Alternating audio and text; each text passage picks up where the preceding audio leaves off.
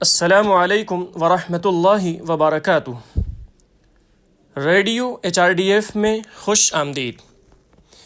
میں ایک دوست کی بیٹی کی شادی کے لیے ایک ہال میں گیا تھا۔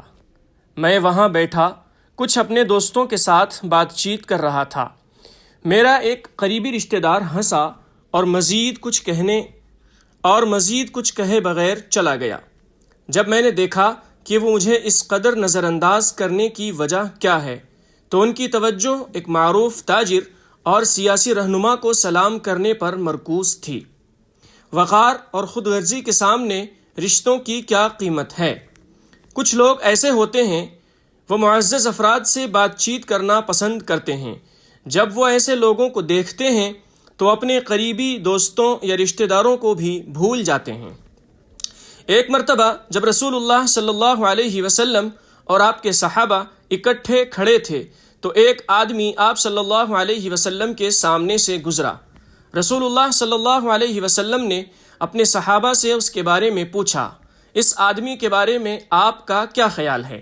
صحابہ نے عرض کیا کہ یہ اس لائق ہے کہ اگر یہ نکاح کا پیغام بھیجے تو اس سے نکاح کیا جائے، اگر کسی کی سفارش کرے تو اس کی سفارش قبول کی جائے، اگر کوئی بات کہے تو غور سے سنی جائے۔ رسول اللہ صلی اللہ علیہ وسلم کچھ دیر خاموش رہے، پھر ایک آدمی اس رستے سے گزرا۔ آپ صلی اللہ علیہ وسلم نے پوچھا، اس کے بارے میں آپ کی کیا رائے ہے؟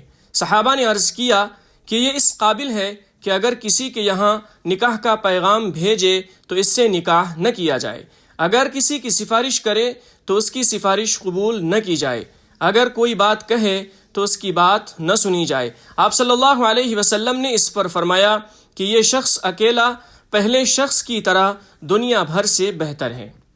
پیارے بھائیوں، صرف پیسے اور شہرت کو دیکھ کر ان سے اچھی بات چیت کرنا اور دوسروں کو نظر انداز کرنا ایک برا رجحان ہے۔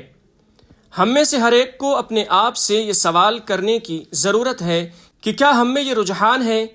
قرآن پاک کی اس آیت پر غور کریں۔